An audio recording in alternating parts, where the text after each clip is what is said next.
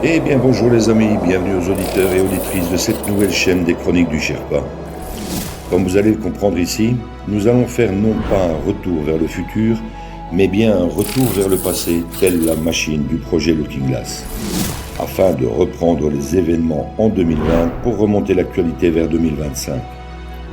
Je vous invite à me suivre au travers de mes très nombreuses analyses de situation qui ont rythmé ces dernières années au gré d'une multitude de sujets clivants concernant le plan divin et christique de l'Alliance et de la communication militaire Q. Du nouvel ordre mondial mort-né au nouveau monde et à l'âge d'or qui se profile à l'horizon, vous comprendrez un peu mieux ce plan militaire américain au travers de plus de 155 analyses écrites en temps réel et éditées en podcast par une très belle équipe d'âmes éveillées. Pensez à vous abonner à la chaîne et cliquez sur le pouce si vous en appréciez le travail. Merci à toute l'équipe Z qui œuvre sans compter ses heures pour offrir ces infos à l'humanité.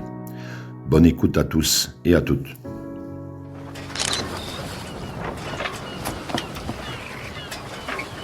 Where we go one, we go all.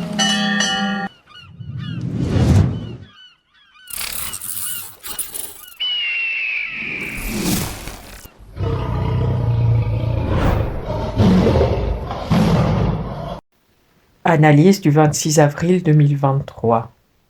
Thierry Pirlot, Sherpa One. Le cas Valérie Bugeaud. J'aimais bien écouter Valérie Bugeaud avant 2020, avant qu'elle se croie, tout comme Macron l'original, sortie de la cuisse de Jupiter. Le Macron remplacé, je veux dire l'acteur, est vraiment un artiste et mérite le Molière et le César. Allons, soyons fous. Il mérite même l'Oscar. Je déteste les sachants, pseudo-intellectuels de telle ou telle université, imbus de leur personne et qui font la leçon à tout le monde, même si vous pensez peut-être qu'il en va de même pour moi. Pour ma part, je n'ai ni la science infuse, ni la prétention de vouloir éduquer mon prochain devant une quelconque caméra de télé ou sur YouTube par de longues et ennuyeuses interviews. Diplômé du secondaire, je suis un autodidacte, curieux et déterminé, doublé d'une âme de patriote résistant.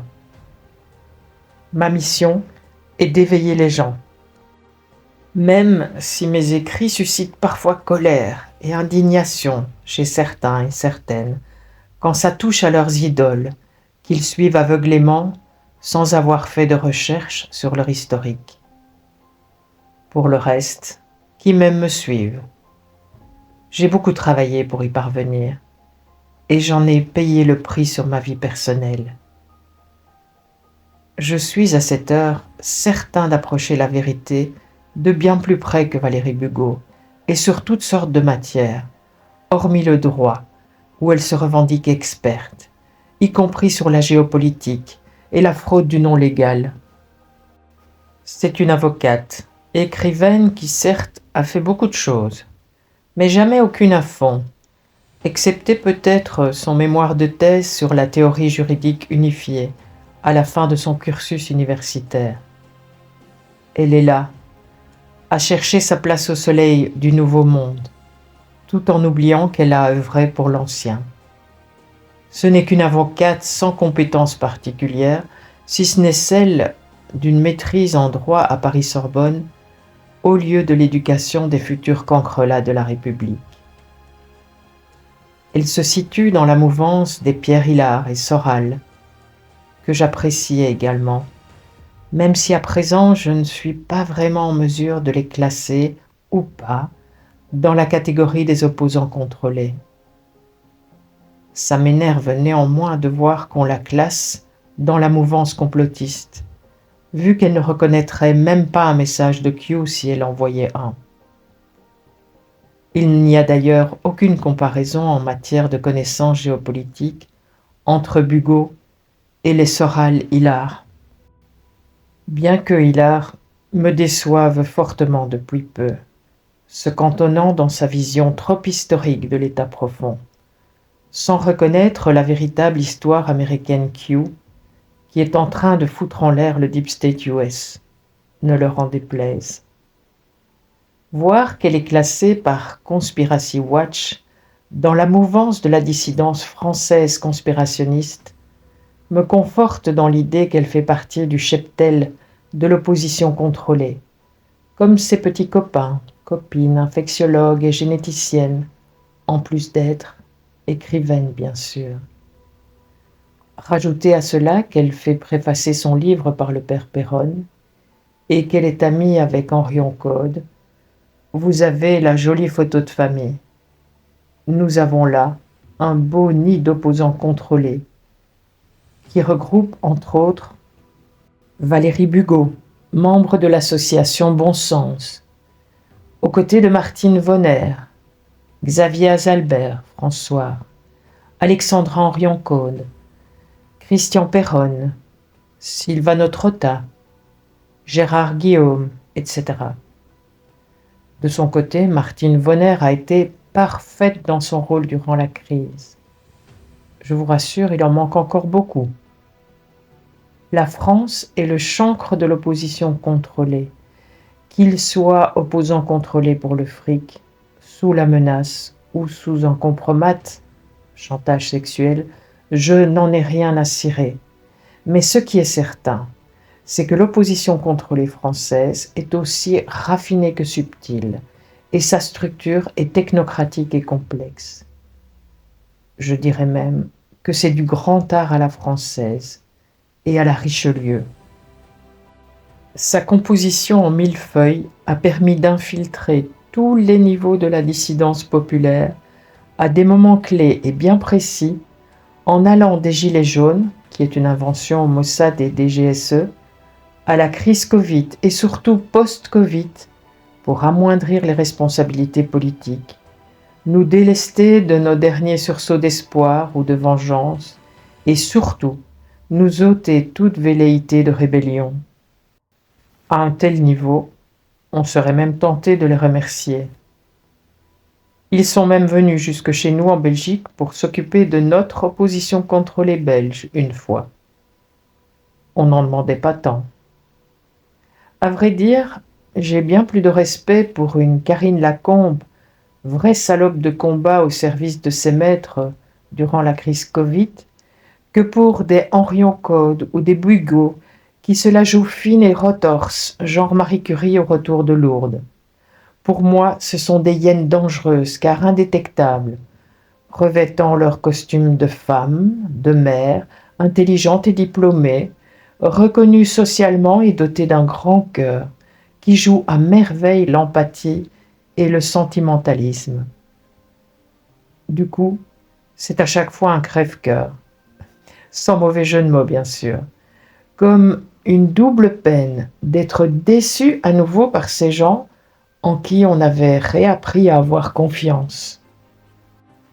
Je me rends compte d'ailleurs que quand j'aborde la problématique de l'opposition contrôlée féminine, je me heurte très vite à une grosse résistance, voire à une totale opposition de la part du sexe dit faible, sans doute par solidarité de genre.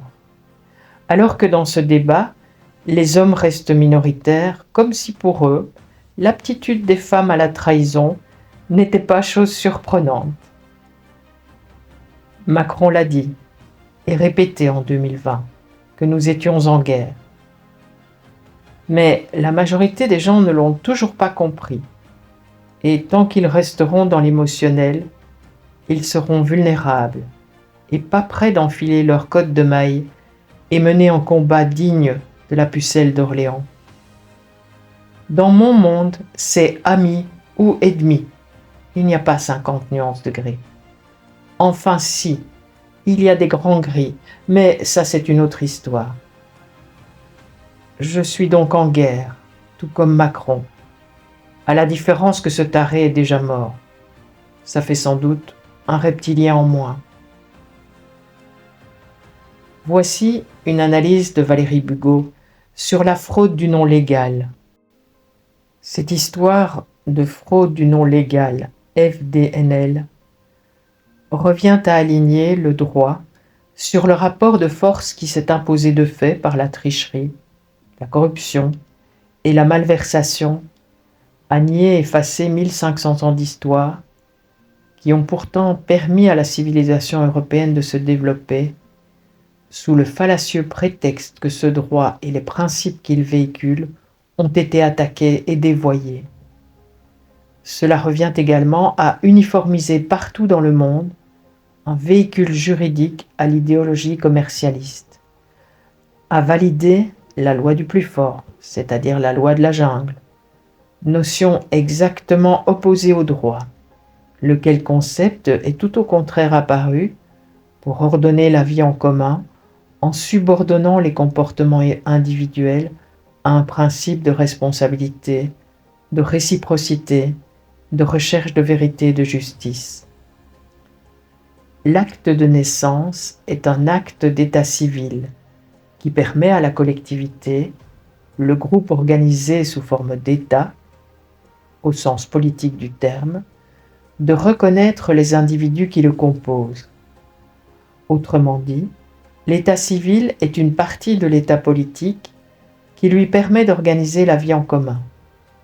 En droit civil, la personne physique dispose de droits qui lui sont conférés par sa naissance, laquelle est actée à l'état civil, ce qui se traduit par l'existence d'une personnalité juridique. Les droits sont des attributs conférés par la personnalité juridique résultant de l'inscription de la personne physique à l'état civil. Le numéro de sécurité sociale n'a rien à y faire. Il est évident que le droit continental est, dans son principe même, copieusement attaqué par les tenanciers économiques, qui utilisent le droit anglo-saxon, ses méthodes et son idéologie. Le fait d'être attaqué ne justifie en aucune façon de devoir se détourner de notre droit historique, qui a permis à la civilisation occidentale d'exister et de se développer. Tout au contraire, la meilleure défense contre les prédateurs consiste à réinvestir notre droit historique et à en revaloriser non seulement les principes, mais aussi et surtout son application pratique. En résumé, la fraude au nom légal n'existe pas et ne peut exister dans notre droit latin ou continental. Elle ne pourrait éventuellement être prise en compte que dans le droit anglo-saxon ou maritime, qui n'est pas en application chez nous. Clair, net et précis. Ma réponse à Valérie Bugeaud. Mouais. Petite analyse de situation. Nier 1500 ans d'histoire, c'est ce que je suis en train de faire depuis 5 ans justement, en redécouvrant notre vraie histoire, en suivant Roxoker au Tartarian History notamment, et depuis peu, Majestic 12, qui, dans son extrême complexité, transforme les certitudes de Valérie Bugeaud en une barbe à papa aussi grande qu'une montgolfière. De plus, la seule alliance que Bugeaud connaît est sans doute celle qu'elle a au doigt. Ne parlons même pas de Kyo. Petite question à Valérie Bugeaud, doctorante S, état profond et fraude du nom légal. Pourquoi la Belgique a-t-elle un numéro ciré, comme pour une société? Pourquoi en est-il de même de tous les pays européens?